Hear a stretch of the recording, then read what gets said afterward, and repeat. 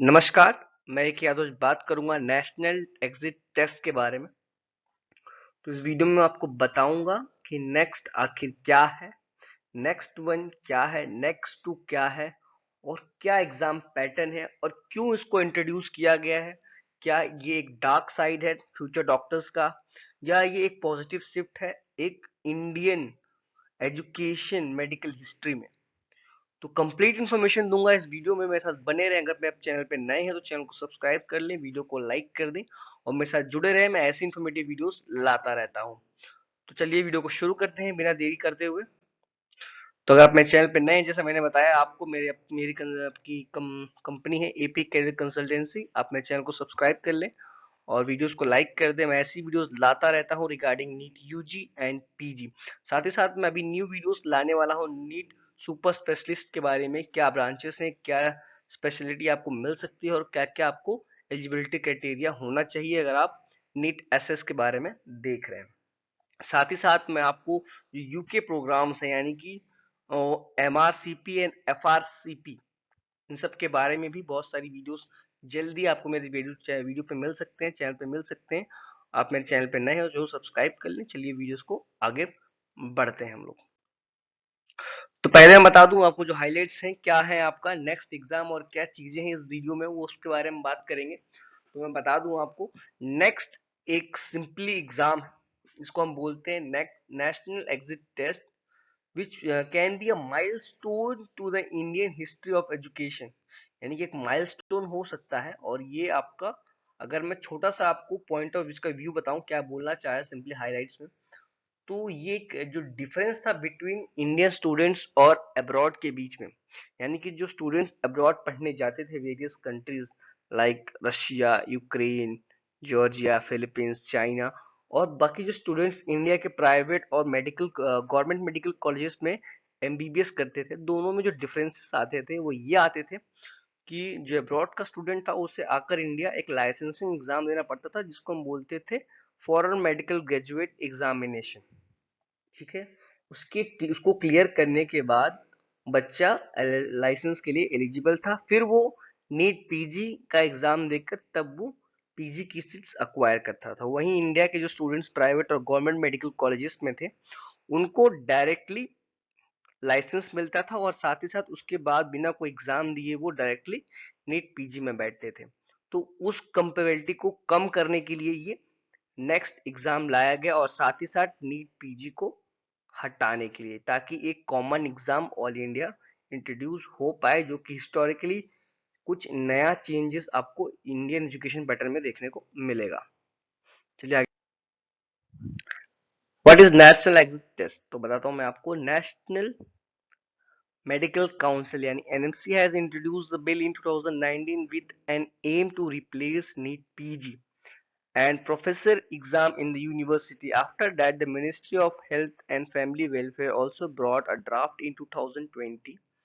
Now the scenario is that there will be a single window examination for both Indian medical graduates and foreign medical graduates. Next will replace existing FMG and NEET PG, and it will count as the qualifying final exam for MBBS students.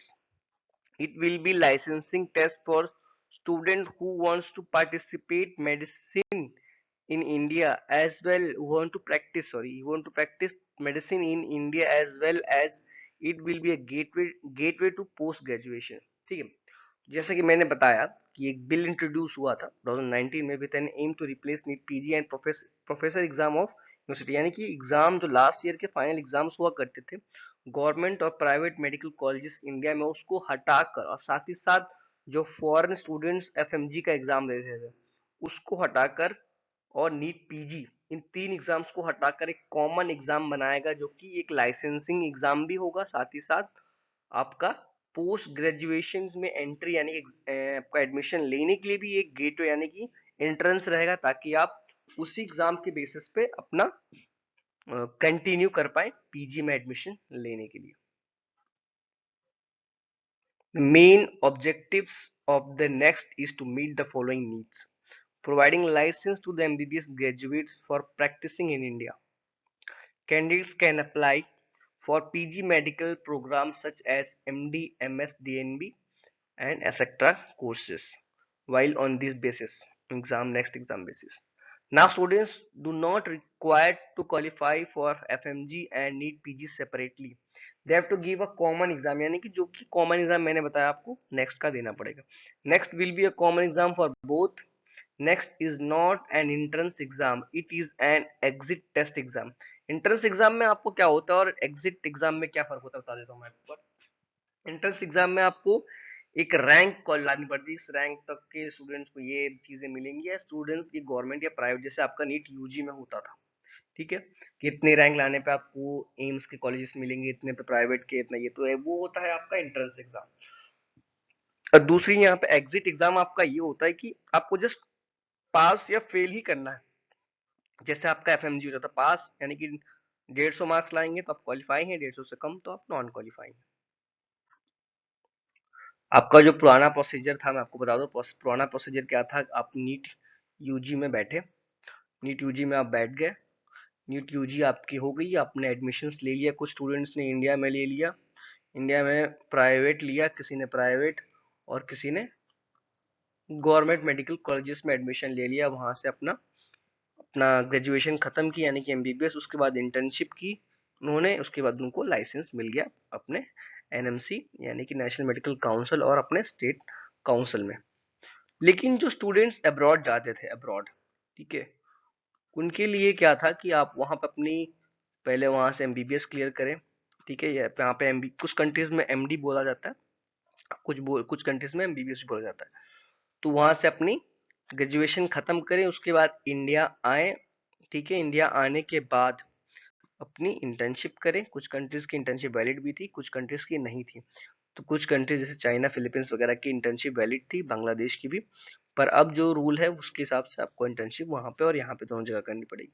तो FMG करने के बाद, I am sorry, इन वहां से MBBS करने के बाद आपको यहाँ पे इंटर्नशिप, इंटर्नशिप के बाद आपको एफएमजी का पेपर क्लियर करना है, यानी कि foreign medical graduate examination clear करने के बाद तब आप नीट पीजी का एग्जाम देकर तब आप पीजी में एडमिशन ले सकते थे.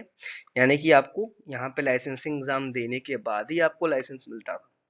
पर अब जो न्यू पैटर्न है उसके बारे में बात कर ले. New way of getting licence, यानी कि इंडियन मेडिकल, जो इंडिया में पढ़ते थे, और जो फॉरेन मेडिकल ग्रेजुएट, दोनों को एक साथ एग्जाम में बैठना है नेक्स्ट के, ठीक है. नेक्स्ट के एग्जाम आपको जो रहेगा वो सब्जेक्टिव एग्जाम्स रहेंगे, यानी कि पर्टिकुलरली आपको हर सब्जेक्ट में क्वालिफाई करना है. यानी कि मैंने बताया आपको एग्जिट एग्जाम, यानी कि पर्टिकुलरली हर एक सब्जेक्ट में आपको क्लियर होना है, तभी वो एग्जाम आपका क्लियर होगा. एग्जिट यानी कि नेक्स्ट जो आपका है वो पर्टिकुलरली 6 सब्जेक्ट्स का होगा और 3 दिन का एग्जाम है, यानी कि 3 दिन आपको कंटिन्यू एग्जाम देना पड़ेगा. और एग्जाम पैटर्न क्या होगा मैं आगे डिस्कस करूंगा इस वीडियो में. नेक्स्ट वन क्लियर करेंगे तब आप इंटर्नशिप पे जाएंगे, इंटर्नशिप करने के बाद आपको नेक्स्ट टू का एग्जाम, लाइसेंस, ये आपका प्रैक्टिकल एग्जाम्स है, यानी कि ये थ्योरेटिकल एग्जाम है, आपका थ्योरेटिकल एग्जाम है, और ये आपका प्रैक्टिकल एग्जाम है. नेक्स्ट टू, आप next two practical exam clear करेंगे तब आप लाइसेंस लेंगे और पीजी की सीट्स उसी स्कोर के बेसिस पे आपको मिल सकता है. नेक्स्ट वन के ही बेसिस पे आपकी लाइसेंसिंग, सॉरी, लाइसेंस आपकी मिलेगी, साथ ही साथ आपको पीजी में सीट्स भी मिलेंगे. नीट पीजी का एग्जाम नहीं होगा, एक कॉमन एग्जाम होगा लाइसेंस का, मैंने बताया आपको नेक्स्ट वन, उस पे ही बेसिस पे आपको पीजी की सीट्स मिलेगी और आपको लाइसेंस भी मिलेगा उसी के बेसिस पे. अब बात करते हैं हम लोग कि नेक्स्ट वन जो है कितने साल तक वैलिड रहेगा. ये 2 से 3 साल तक वैलिड रहेगा आपका स्कोर. ये आपको चार्ट में मैं दिखा भी सकता हूँ, आप पढ़ लीजिए, एक बार स्क्रीनशॉट लेके भी रख सकते हैं. अगर आपके स्कोर हाई हैं, allowed to do internship and will get a PG seat after next to passing the next to exam. Okay, अगर जस्ट पास करते हैं, will be allowed to do internship and may get PG seats, otherwise need to take exam again. अगर just qualify हैं, rank अगर अच्छी नहीं है, मतलब कि सॉरी, आपका अगर स्कोर ज़्यादा अच्छा नहीं है गवर्नमेंट के लिए, तो आप प्राइवेट में भी सीट दे सकते हैं. अगर प्राइवेट लायक भी नहीं है आपके ब्रांच वाइज, तो आप नेक्स्ट टाइम भी इसको प्रैक्टिस, फेल हो गए दोबारा आपको एग्जाम देना है. भाई नेक्स्ट टू का फंडा थोड़ा अलग है, पास और फेल करना पड़ेगा. यहाँ पे मैं बता दूं आपको सप्लीमेंट्री एग्जाम भी है. अगर मान लीजिए आपके 6 सब्जेक्ट्स हैं, 6 में से किसी एक या दो में आपकी कम स्कोर आ गए थोड़े बहुत मार्जिन से, तो आपको एक सप्लीमेंट्री एग्जाम भी दे सकते हैं जो कि 1 महीने बाद होता है। एग्जाम पैटर्न बात कर लें। एग्जाम पैटर्न आपका मैंने जैसे बताया कि 3 दिन का एग्जाम होगा।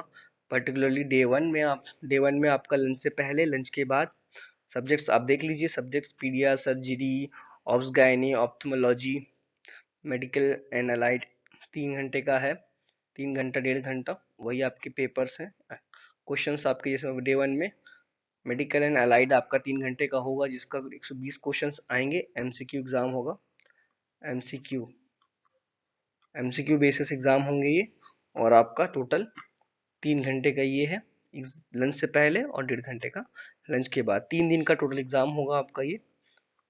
उसी के बेसिस पे आपको क्लियरेंस मिलेगा।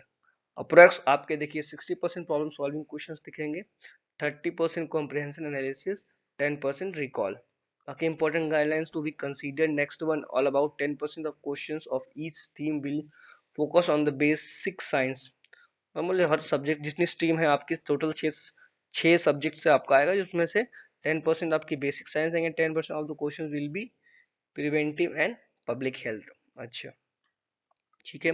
बाकी नेक्स्ट 2 विल बी पास और फिर practical exam which will be conducted by the college university. In order to qualify it you should have knowledge of basic practical skills. These skills will check the practical efficiency of the students. जैसे मैंने बताया, score of next one will be valid for 2 to 3 years। तो ये आप देख सकते हैं, आपको मैंने मेंशन कर रखा है already. Purpose of introducing next exam.